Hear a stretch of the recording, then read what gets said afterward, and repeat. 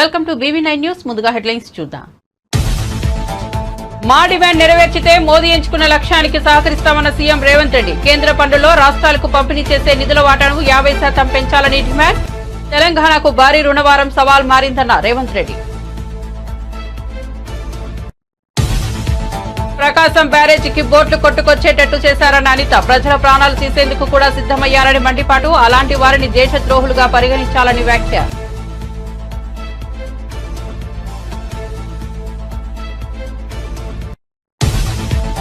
కేంద్ర ఆర్థిక మంత్రి నిర్మలా సీతారామన్ అధ్యక్షతన 54వ జీఎస్టీ కౌన్సిల్ సమావేశం. పేదలకు ఊరటనిచ్చేలా, కొన్ని కీలక రంగాలకు ప్రోత్సాహం ఇచ్చేలా వివిధ అంశాల్లో జీఎస్టీ వెసులుబాట్లు కోరుతూ ఏపీ ఆర్థిక మంత్రి పయ్యావుల కేశవ్ ప్రతిపాదనలు. మీడియా సమావేశంలో టీడీపీ నేత వర్లరామయ్య సంచలన ఆరోపణలు. 20 లక్షల ఎకరాలకు సాగునీటిని అందించే ప్రాజెక్టులను కూల్చాలంటూ చూశారంటూ వ్యాఖ్య. ప్రస్తుతం పోలీసుల అదుపులో ఉన్నవారు పాత్రధారులు మాత్రమేనన్న టీడీపీ నేత.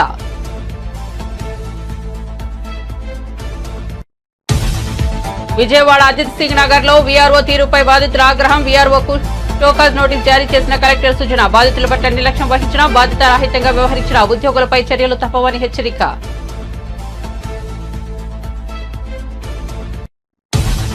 భారత్ లో అన్ని వర్గాల వారికి పారదర్శక అవకాశాలు లభించే పరిస్థితులు వచ్చాక రిజర్వేషన్ల రద్దు గురించి తమ పార్టీ ఆలోచిస్తుందన్న రాహుల్. ఆదివాసీలు, దళితులు, ఓబీసీలకు ఇప్పటికైనా సరైన ప్రాతినిధ్యం దక్కడం లేదని వ్యాఖ్యలు. కామన్ సివిల్ కోడ్ పై ప్రస్తుతం స్పందించనున్న రాహుల్. సికింద్రాబాద్, నాగ్పూర్ మధ్య పట్టాలపై పరుగులు తీయనున్న వందే భారత్ ఎక్స్ప్రెస్ ట్రైన్ ఈ నెల 15న వర్చువల్ పద్ధతిలో ప్రారంభించనున్న ప్రధాని. నాగ్పూర్ కు కేవలం 7 గంటల 15 నిమిషాల్లో చేరుకుంటుందన్న కిషన్ రెడ్డి.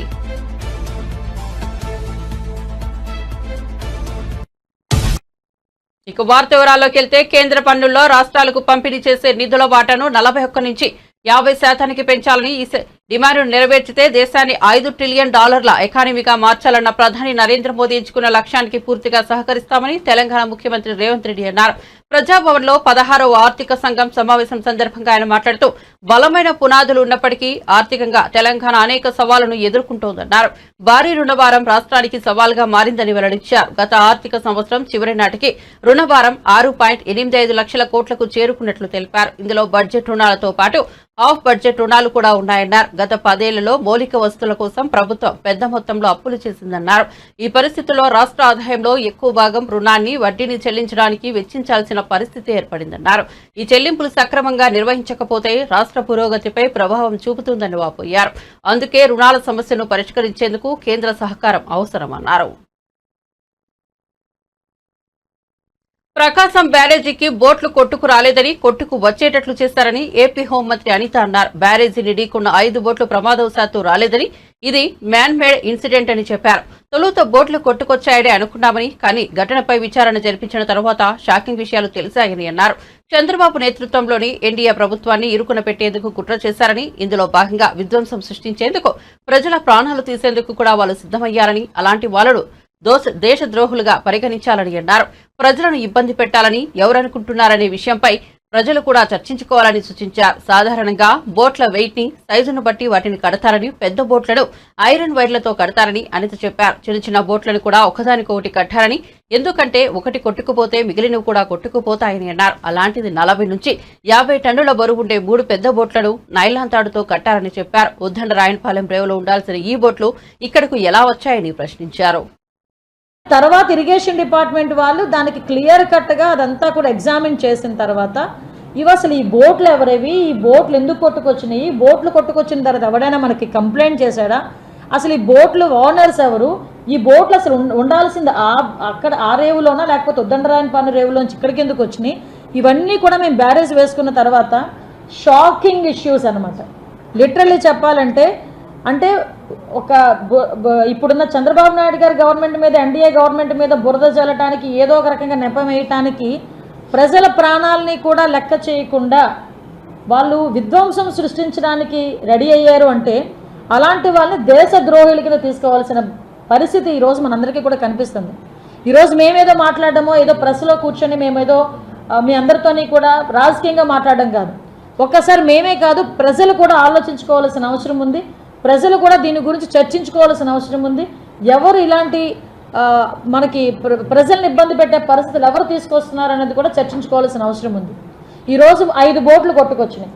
5 బోట్లలోని కూడా ఒక బోటు గల్లంతైంది, ఒక బోటు మునిగిపోయింది. మిగతా 3 బోట్స్ కూడా ఒక్కొక్కటి 40 నుంచి 50 టన్నులు బరువున్న బోట్స్ ఒక్కొక్కటి. ఆ బోట్లు 3 ఎక్కడైనా ఏ రేవు దగ్గరైనా ఏ బోటుకి ఆ బోటు కడతారు, ఏ బోటుకి ఆ బోటు వెయిట్ని బట్టి పెద్ద పెద్ద రోప్స్ కడతారా లేకపోతే ఐరన్ లింక్స్ పెట్టి దానికి కడతారో మనందరికీ కూడా తెలుసు. అటువంటిది ఏమైంది, 3 బోట్లు ఒకదానికొకటి లింక్. అసలు మామూలు చిన్న చిన్న వెయిట్స్ ఉన్న బోట్లనే లింకులు చేయరు, ఎందుకంటే ఒకటి కొట్టుకుపోతే మిగతా కొట్టుకుపోతాయి అనే ఉద్దేశంతో. కానీ ఇక్కడ 3 బరువైనట్టు దగ్గర 40 నుంచి 50 టన్నులున్న బోట్లని 3 బోట్లని ఒకదానికొకటి లింక్ చేశారు. లింక్ చేయడమే కాకుండా ఆ 3 బోటుల్ని ఎక్కడ కట్టారంటే ఒక నైలాన్ తాడుతో కట్టారు. 11.4 లక్షల క్యూసెక్ వాటర్ వస్తున్న అక్కడ మీకు ఒక నైలాన్ తాడుతో 40-50 టన్నులు బరువు ఉన్న పడవను కడితే ఆగుతుందా? ఒక పాయింట్. రెండోది, ఈ ఏదైతే బోట్లు ఉన్నాయో ఈ బోట్లు ఉద్దనరాయనపాలెం దగ్గర ఉన్నది కదా, ఉద్దండరాయనపాలెం, అక్కడ ఉండాల్సిన రేవులో ఉండాల్సిన బోట్లు ఇమీడియట్గా ఇక్కడికి ఎలా వచ్చినాయి? అసలు సాధారణంగా ఒక రేవు ఉన్నదంటే ఆ బోట్లనే అలౌ చేస్తారు, ఆ మిగతా బోట్లను అలౌ చేయరు. అటువంటిది అక్కడి నుంచి ఇక్కడ వరకు బోట్ ఎలా వచ్చినాయి? ఆ బోట్లు ఇక్కడ ఎందుకు లంగర్ కూడా వేయకుండా వాటికి ఎందుకు చిన్న రోప్తో ఎందుకు కట్టారు? అదొక పాయింట్. ఈరోజు అంత బరువున్నవి కొట్టుకొని వచ్చి అక్కడ కౌంటర్ వెయిట్ 16 టన్నులున్న కౌంటర్ వెయిట్ కొట్టేవి కాబట్టి సరిపోయింది. అదే కనుక పిల్లర్ని తాకి పిల్లర్కి ఏదైనా డ్యామేజ్ జరుగుంటే ఒక్కసారి మనం జరగబోయే పరిణామాలు ఊహించుకోవడానికే చాలా భయంకరమైన పరిస్థితి. కొన్ని వేల మంది లక్షల మంది ప్రాణాలు గాల్లో కలిసిపోయేది. ఎంత పెద్ద ప్రమాదం జరిగేదో మనందరికీ కూడా ఊహించుకోవడానికే చాలా భయంగా ఉంది. అంటే అటువంటి ప్రమాదం జరగాలని ఇంటెన్షనల్గా ఆ కార్యక్రమానికి శ్రీకారం చుట్టిన వాళ్ళని ఏమి చేయాలి అన్నది ప్రజలే నిర్ణయించుకోవాల్సిన అవసరం ఉంది. దీని మీద ఇరిగేషన్ డిపార్ట్మెంట్ వాళ్ళు పోలీస్ డిపార్ట్మెంట్కి కంప్లైంట్ చేస్తే దాని మీద మేమందరం కూడా ఒకసారి పోలీస్ డిపార్ట్మెంట్ వాళ్ళు మా డిపార్ట్మెంట్ వాళ్ళు ఎంక్వైరీ చేస్తే ఆ బోట్ల తలుగా ఓనర్స్ కూడా ఉషాద్రి అనే ఒకతను, కోమటి రామ్మోహన్ అనే ఇద్దరికి సంబంధించి. కేంద్ర ఆర్థిక మంత్రి నిర్మలా సీతారామన్ అధ్యక్షతన ఢిల్లీలో 54వ జీఎస్టీ మండలి సమావేశం జరిగింది. ఈ సమావేశంలో పాల్గొన్న ఏపీ ఆర్థిక మంత్రి పయ్యావుల కేశవ్ 8 కీలక ప్రతిపాదనలు చేశారు. వచ్చే జీఎస్టీ కౌన్సిల్ సమావేశాన్ని ఏపీలో నిర్వహించాలని నిర్వాహకులకు మంత్రి ఆహ్వానించారు. పేదలకు ఊరటనిచ్చేలా కొన్ని కీలక రంగాలకు ప్రోత్సాహం ఇచ్చేలా వివిధ అంశాల్లో జీఎస్టీ వెసులుబాట్లు కోరుతూ పయ్యావులో ప్రతిపాదనలు చేశారు. ఏపీకి లబ్ధి చేకూరేలా కొన్ని అంశాలపై జీఎస్టీ మినహాయింపులను ఆర్థిక మంత్రి కోరారు.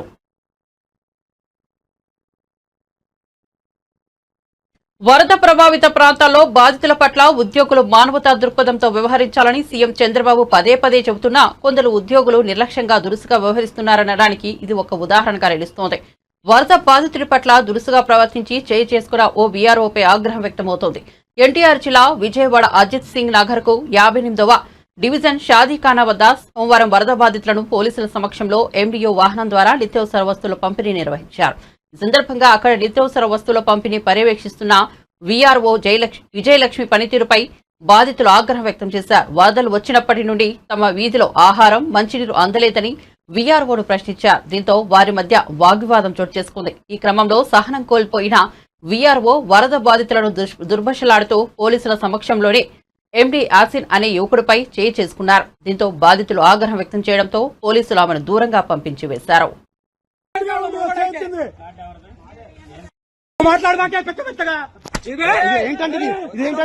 ఏంటండి విఆర్ఓనా ఏంటావా పోలీసుల ముందే జులుం చేస్తాంటే పోలీసుల ముందే జులుం. నువ్వు ఎలా కొడతావా? ఎలా కొడతారు? కొట్టండి.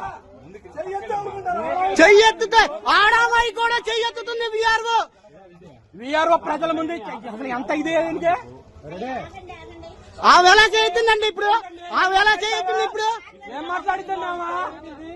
ఏమావా విఆర్ఓనావా? ప్రజలకు సర్వ్ చేసామావా? 5 ఏళ్ళ నుంచి చూస్తున్నావా పరిస్థితి, కానీ నోరు మూసుకొని ఉన్నావు. అవును, పోలీసులు ఉన్నారు. పోలీసుల ముందుగా చేయించింది ఇప్పుడు. పోలీసుల ముందు నా దగ్గర వీడియో మాట్లాడదాకే పెద్దగా. తెలంగాణ నుండి ఇప్పటికే పలు ప్రాంతాలకు 4 వందే భారత్ రైలు సేవలు అందిస్తుండగా మరో రైలు పట్టాలపై పరుగులు పెట్టడానికి సిద్దమవుతోంది. సికింద్రాబాద్ నాగ్పూర్ మధ్య ఈ సెమీ హైస్పీడ్ ట్రైన్ సేవలు అందించేందుకు ముహూర్తం ఫిక్స్ అయింది. 5వ వందే భారత్ ట్రైన్ను ప్రధానమంత్రి నరేంద్ర మోదీ ఈ నెల 15న వర్చువల్ పద్ధతిలో ప్రారంభించనున్నారు. ఈ విషయాన్ని కేంద్ర మంత్రి కిషన్ రెడ్డి వెల్లడించారు. ఈ సెమీ హైస్పీడ్ ట్రైన్ 2 నగరాల మధ్య 578 కిలోమీటర్ల దూరాన్ని కేవలం 7 గంటల 15 నిమిషాల్లో పూర్తి చేస్తుందని కిషన్ రెడ్డి తెలిపారు. షెడ్యూల్ ప్రకారం ఈ ట్రైన్ నాగ్పూర్లో ఉదయం 5 గంటలకు బయలుదేరి మధ్యాహ్నం 12 గంటల 15 నిమిషాలకు సికింద్రాబాద్ చేరుకోనుంది. తిరుగు ప్రయాణంలో మధ్యాహ్నం 1 గంటకు సికింద్రాబాద్ లో బయలుదేరి రాత్రి 8 గంటల 20 నిమిషాలకు నాగపూర్ చేరుకోనుంది. కాజీపేట, రామగుండం, బల్లార్షా, చంద్రపూర్, సేవాగ్రం స్టేషన్లలో ఈ ట్రైన్ ఆగుతుందని తెలిపారు. కోల్కతా వైద్యురాలి అత్యాచారం ఆందోళనలు చేస్తున్న జూనియర్ డాక్టర్లకు సుప్రీంకోర్టు సీరియస్ వార్నింగ్ ఇచ్చిన విషయం తెలిసిందే. మంగళవారం సాయంత్రం 5 గంటల్లోగా విధుల్లో చేరాలని, లేకుంటే బెంగాల్ ప్రభుత్వం కఠిన చర్యలు తీసుకోవచ్చని సిజేఐ ధర్మాసనం డెడ్ లైన్ విధించింది. సుప్రీంకోర్టు హెచ్చరికలపై జూనియర్ డాక్టర్లు తీవ్ర అసంతృప్తి వ్యక్తం చేశారు. తోటి వైద్యురాలికి జరిగిన దారుణానికి నిరసనగా తాము చేపట్టిన ఆందోళన నుంచి వెనక్కు తగ్గబోమని స్పష్టం చేశారు. తమది ప్రజాందోళన అనేది ఇటు ప్రభుత్వం కానీ అటు సుప్రీంకోర్టు కానీ విస్మరించలేదని అన్నారు. అర్జీకర్ వైద్యురాలి అత్యాచారం కేసు కలకత్తా హైకోర్టు నుంచి సుప్రీంకోర్టుకు, బెంగాల్ పోలీసుల నుంచి సీబీఐకి మారిందని గుర్తు చేస్తూ అయినా కూడా న్యాయం మాత్రం ఇప్పటికీ జరగలేదని జూనియర్ డాక్టర్ల ప్రతినిధి వాపోయారు. గత టీడీపీ ప్రభుత్వంలో సీఎం చంద్రబాబుకు పీఎస్ గా వ్యవహరించిన పెండాల శ్రీనివాసరావుపై ఉన్న సస్పెన్షన్ ను ఏపీ ప్రభుత్వం ఎత్తివేసింది. ఈ మేరకు ప్రభుత్వం ఉత్తర్వులు జారీ చేసింది. ఆయనపై ఉన్న విచారణను సైతం ఆపేశారు. సస్పెన్షన్ కాలాన్ని ఆన్ డ్యూటీగా పరిగణించాలని ఉత్తర్వులు జారీ చేశారు. చంద్రబాబు పీఎస్ గా 15 ఏళ్లకు పైగా పెండ్యాలుగా పనిచేశారు. వైసీపీ హయాంలో 4 సార్లు ఆయన సిఐడి విచారణను ఎదుర్కొన్నారు. 2023 సెప్టెంబర్ 29న అప్పటి వైసీపీ ప్రభుత్వం పెండ్యాల శ్రీనివాస్ ను సస్పెండ్ చేసింది. 2023 అక్టోబర్ 26న ఆయనపై శాఖాపరమైన విచారణకు ఆదేశించింది. విధులకు గైర్హాజరు అయ్యారని, అనుమతులు లేకుండానే దేశాన్ని విడిచి విదేశాలకు వెళ్లారని ఆయనపై అభియోగాలు మోపారు. ఈ క్రమంలో 2024 జనవరి 8న పెండ్యాల శ్రీనివాసరావుపై విచారణ జరిపించేందుకు విచారణ అధికారిని నియమించారు. 2024 ఆగస్టు 1న విచారణ అధికారి తన నివేదికను ప్రభుత్వానికి సమర్పించారు. శ్రీనివాస్ పై ఉన్న అభియోగాలు కొంతవరకు నిరూపితమయ్యాయని సదరు విచారణ అధికారి తన నివేదికలో పేర్కొన్నారు. కాంగ్రెస్ ప్రభుత్వంపై మాజీ మంత్రి బీఆర్ఎస్ సీనియర్ నాయకులు హరీష్ రావు మండిపడ్డారు. తెలంగాణ వైద్య విధాన పరిషత్ ఆసుపత్రుల్లో పనిచేస్తున్న శానిటేషన్, పేషెంట్ కేర్, సెక్యూరిటీ సిబ్బందికి 6 నెలలుగా ప్రభుత్వం జీతాలు చెల్లించకపోవడం అమానుషమని అన్నారు.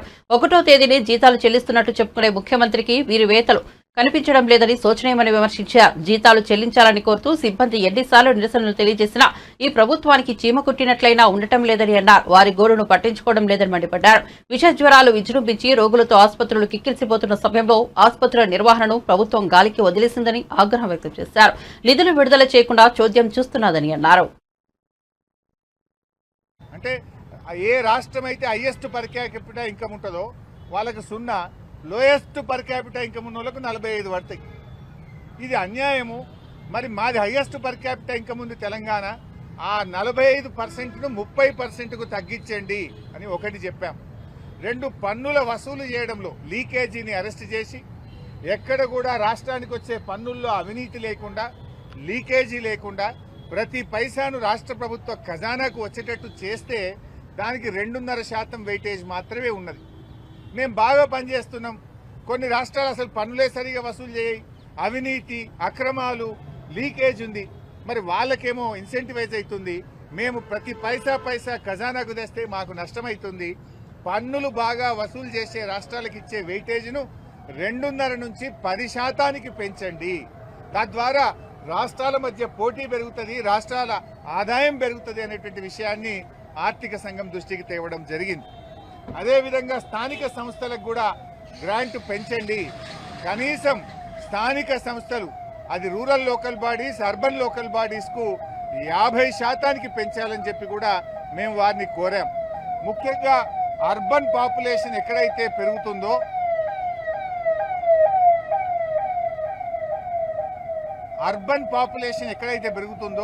ఆ రాష్ట్రాల గ్రాంట్స్ తగ్గుతూ ఉన్నాయి.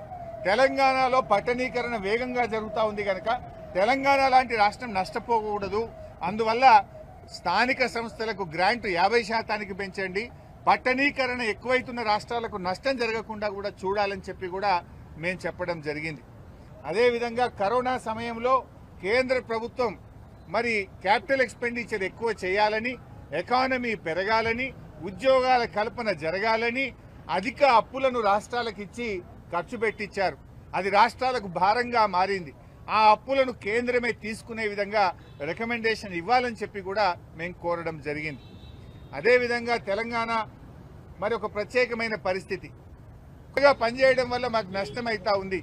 కేంద్ర ప్రభుత్వం హర్ ఘర్ జల్ కార్యక్రమం చేపడితే మీరు ముందే చేసుకున్నారు అని ₹1 ఇస్తలేరు. ప్రకాశం బ్యారేజీ గేట్లను బోట్లు ఢీకొన్న ఘటనలపై అధికారులు ముఖ్యమంత్రి చంద్రబాబుకు నివేదిక సమర్పించిన విషయం తెలిసిందే. ఈ ఘటనలో కుట్రకోణం ఉందని అధికారులు నివేదికలో పేర్కొన్నారు. బ్యారేజీ గేట్లను ఢీకొన్న ఘటనలో దర్యాప్తు ముమ్మరం చేసిన పోలీసులు 2 నిందితులను అదుపులోకి తీసుకున్నారు. గొల్లపూడికి చెందిన పడవల యజమాని ఉషాద్రిని, సూరాయపాలెం వాసి కోమటి రాంమోహన్ ను విజయవాడ పోలీసులు అరెస్ట్ చేశారు. అనంతరం వారిని విజయవాడ కోర్టులో హాజరుపరిచారు. న్యాయస్థానం వారికి 14 రోజుల రిమాండ్ విధించింది. ఇదే విషయంపై తాజాగా టీడీపీ నేత వలరామయ్య మీడియా సమావేశం మాట్లాడారు. కూడా అరాచకం, అస్తవ్యస్తం, కుట్రలు కుతంత్రాలతో కూడుకున్న పరిపాలన అది. ఆయన is a man of criminal instinct. ఆయన ప్రతిదీ కూడా నేరపూరిత ఆలోచనలతో కూడుకొని ఉంటాయి. ప్రజాసేవ చేయటంలో కూడా నేరాన్ని జొప్పించిన వ్యక్తి అతను. ముఖ్యమంత్రిగా 5 సంవత్సరాలు పనిచేసినా కూడా నేరపూరిత మనస్తత్వంతోనే అతను ముఖ్యమంత్రిగా పనిచేశాడు. అధికారంలోకి రావటానికి కూడా he used his criminal instinct wear ever it is necessary. ఎక్కడెక్కడైతే అవసరం ఉందో అక్కడ ఈ క్రిమినల్ ఇన్స్టింక్ట్, నేరపూరిత ఆలోచనలు ఆయన వాడుతూనే ఉన్నారు. దాని ఫలితంగా అధికారంలోకి వచ్చారు. 5 సంవత్సరాలు ముఖ్యమంత్రిగా పనిచేయటం జరిగింది. చాలా దురదృష్టం అది. నిన్న ప్రకాశం బ్యారేజ్ దగ్గర ఈ పడవలతో ఢీకొట్టడం కూడా జగన్మోహన్ రెడ్డి గారి కుట్రలో భాగం. అది జగన్మోహన్ రెడ్డి గారు, సజ్జల రామకృష్ణారెడ్డి గారు, మాజీ ఎంపీ సురేష్ గారు, ఎమ్మెల్సీ తలసల రఘురామ్ గారు, వీళ్ళ నలుగురు పన్నిన కుట్రలో భాగమే బ్యారేజ్ని పడవలతో ఢీకొట్టించటం. చాలా క్రిమినల్ అఫెన్స్ అది. ఒక భయంకరమైన కుట్ర అది. ప్రకాశం బ్యారేజ్ అదొక నేషనల్ ఎసెట్, అది జాతీయ సంపద. ప్రకాశం బ్యారేజ్ ఎవరి సొత్తో కాదు, వరలరామయ్యదో, నారా చంద్రబాబు నాయుడు గారిదో, నారా లోకేష్ బాబు గారి సొత్తో కాదు. అది జాతి సంపద, రాష్ట్ర ప్రజల, దేశ ప్రజల సొత్తు అది. అందుకనే నేషనల్ ఎసెట్ అది. దానిని నాశనం చేయాలని కుట్ర పన్ని దానిని ఢీకొట్టించటం క్షమించరాని నేరం. దేశద్రోహ నేరంతో సమానం ఇది. It is but nothing but waging a war against the established government, legally established government. ప్రభుత్వాన్ని అప్రతిష్ట పాలు చేయటం కోసం ప్రభుత్వం, ప్రజలు అబ్సల్యూట్ మెజారిటీ ఇచ్చి చంద్రబాబు నాయుడు గారి నాయకత్వంలో కూటమిని గెలిపిస్తే ఈ కూటమిని అప్రతిష్ట పాలు చేయటం కోసం కుట్ర పన్ని ఈ పడవలతో ప్రకాశం బ్యారేజ్ని ఢీకొట్టించటం క్షమించరాని నేరం అంటున్నాను నేను. దేశద్రోహ నేరంతో సమానం అంటున్నాను నేను. కాంగ్రెస్ అగ్రనేత రాహుల్ గాంధీ దేశంలో రిజర్వేషన్ల అంశంపై కీలక వ్యాఖ్యలు చేశారు. ప్రస్తుతం అమెరికా పర్యటనలో ఉన్న ఆయన వరుస సమావేశాల్లో పాల్గొంటూ బీజేపీ, ఆర్ఎస్ఎస్ లపై తీవ్రస్థాయిలో విమర్శలు చేస్తున్నారు. అన్ని వర్గాల వారికి భారత్ లో పారదర్శకత, అవకాశాలు లభించే పరిస్థితులు వచ్చిన తర్వాత రిజర్వేషన్ల రద్దు గురించి తమ పార్టీ ఆలోచిస్తుందని ఆయన పేర్కొన్నారు. ప్రస్తుతం భారత్ లో ఆదివాసీలు, దళితులు, ఓబీసీలకు సరైన ప్రాతినిధ్యం దక్కడం లేదని రాహుల్ అన్నారు. అభివృద్ధిలో వారి భాగస్వామ్యం కూడా అంతంత మాత్రంగా ఉందని పేర్కొన్నారు. కామన్ సివిల్ కోడ్ గురించి ప్రశ్నించగా దానిపై తాను ఇప్పుడే స్పందించలేనని రాహుల్ సమాధానమిచ్చారు. అమెరికాలో ప్రతిష్టాత్మక జార్జ్ టౌన్ యూనివర్సిటీలో విద్యార్థులను ఉద్దేశించి జరిగిన కార్యక్రమంలో రాహుల్ గాంధీ ఈ వ్యాఖ్యలు చేశారు. You can see it. I see it. I get to see it in Parliament. I see the Prime Minister right up front. And I can tell you that the idea of Mr. Modi, 56-inch chest, direct connection with God, that's all gone. It's history now.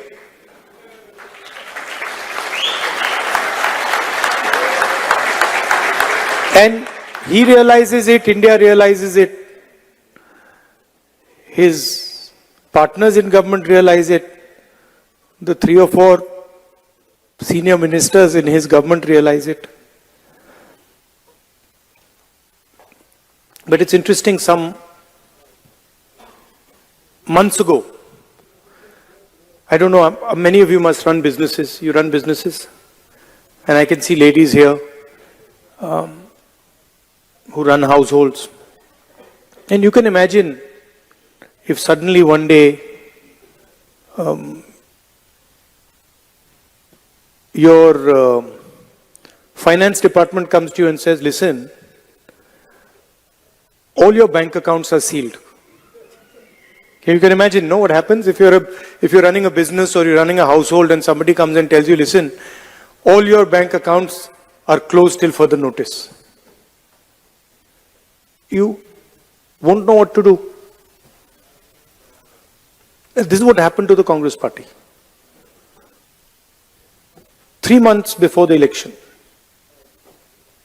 our bank accounts were all sealed. Every single bank account of the Congress party was sealed. No money for advertising, no money for campaign, no money to transport our leaders. And I remember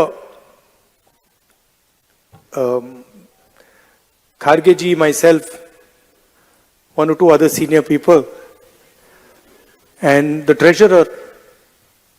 So, मतलब treasurer की तो हवा निकल गई थी कि भाई मतलब 10 మంది ఎమ్మెల్యేల మీద స్పీకర్ చర్యలు తీసుకోవాలని బీజేఎల్పీ నేత మహేశ్వర్ రెడ్డి సంచలన వ్యాఖ్యలు చేశారు.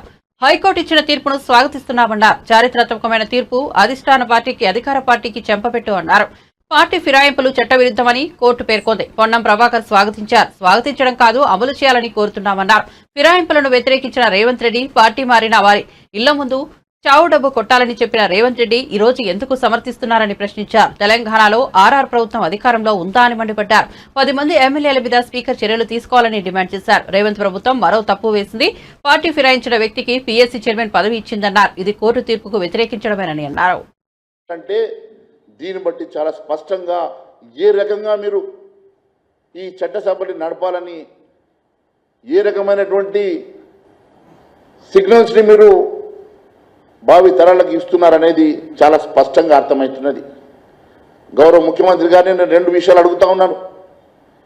మీరు ఈ చట్టసభల్లో ఒకవైపు ఫిరాయింపులు, మీ మేనిఫెస్టోలో చాలా స్పష్టంగా ఇది సవరణ చేసి భావి తరాల్లో ఏ ఒక్క ఎమ్మెల్యే ఎంపీ కూడా ఒక పార్టీ నుంచి మరో పార్టీకి గెలిచిన తర్వాత వెళ్లకుండా కఠినమైనటువంటి చట్టాలను మనం తీసుకొస్తామని మీరు మేనిఫెస్టోలో చెప్తూ, ఈరోజు మరోవైపు మీరే ఇక్కడ తెలంగాణలో ప్రోత్సహిస్తున్నారంటే మీ ఏఐసిసికి మీకు మధ్యలో ఏమన్నా గ్యాప్ వచ్చిందా, లేకుంటే ఏఐసిసిలో ఈరోజు తెలంగాణ కాంగ్రెస్ పార్టీ భాగం కాదా?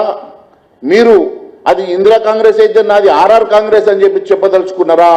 మీరు చెప్పాల్సినటువంటి అవసరం ఉన్నదని తెలియజేస్తా ఉన్నాను.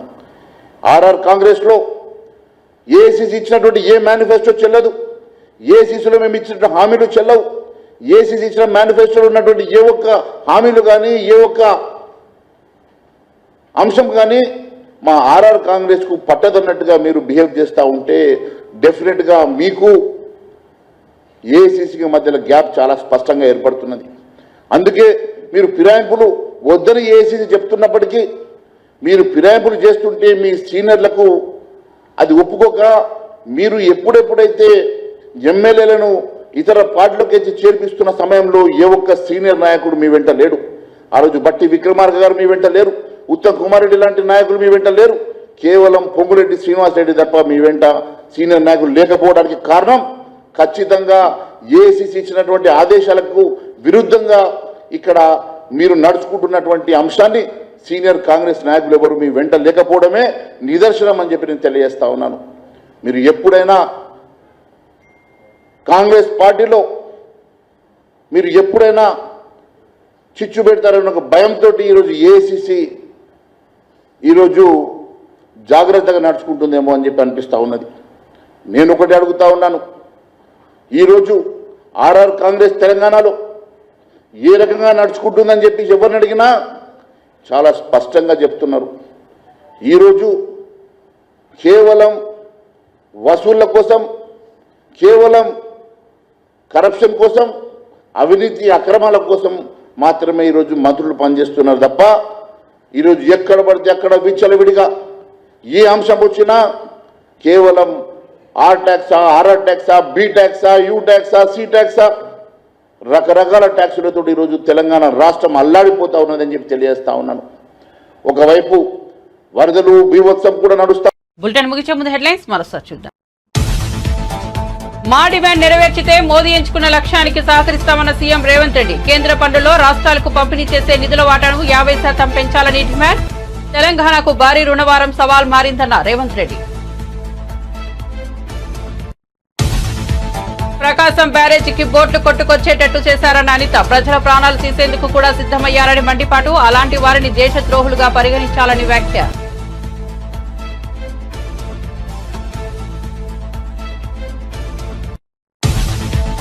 కేంద్ర ఆర్థిక మంత్రి నిర్మలా సీతారామన్ అధ్యక్షతన 54వ జీఎస్టీ కౌన్సిల్ సమావేశం. పేదలకు ఊరటనిచ్చేలా, కొన్ని కీలక రంగాలకు ప్రోత్సాహం ఇచ్చేలా వివిధ అంశాల్లో జీఎస్టీ వెసులుబాట్లు కోరుతూ ఏపీ ఆర్థిక మంత్రి పయ్యావుల కేశవ్ ప్రతిపాదనలు. మీడియా సమావేశంలో టీడీపీ నేత వర్లరామయ్య సంచలన ఆరోపణలు. 20 లక్షల ఎకరాలకు సాగునీటిని అందించే ప్రాజెక్టులను కూల్చాలంటూ చూశారంటూ వ్యాఖ్య. ప్రస్తుతం పోలీసుల అదుపులో ఉన్నవారు పాత్రధారులు మాత్రమేనన్న టీడీపీ నేత.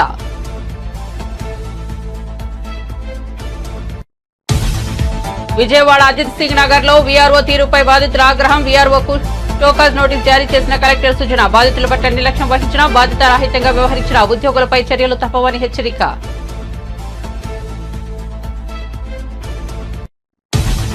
భారత్ లో అన్ని వర్గాల వారికి పారదర్శక అవకాశాలు లభించే పరిస్థితులు వచ్చాక రిజర్వేషన్ల రద్దు గురించి తమ పార్టీ ఆలోచిస్తుందన్న రాహుల్. ఆదివాసీలు, దళితులు, ఓబీసీలకు ఇప్పటికైనా సరైన ప్రాతినిధ్యం దక్కడం లేదని వ్యాఖ్యలు. కామన్ సివిల్ కోడ్ పై ప్రస్తుతం స్పందించనున్న రాహుల్. సికింద్రాబాద్, నాగ్పూర్ మధ్య పట్టాలపై పరుగులు తీయనున్న వందే భారత్ ఎక్స్ప్రెస్ ట్రైన్ ఈ నెల 15న వర్చువల్ పద్ధతిలో ప్రారంభించనున్న ప్రధాని. నాగ్పూర్ కు కేవలం 7 గంటల 15 నిమిషాల్లో చేరుకుంటుందన్న కిషన్ రెడ్డి.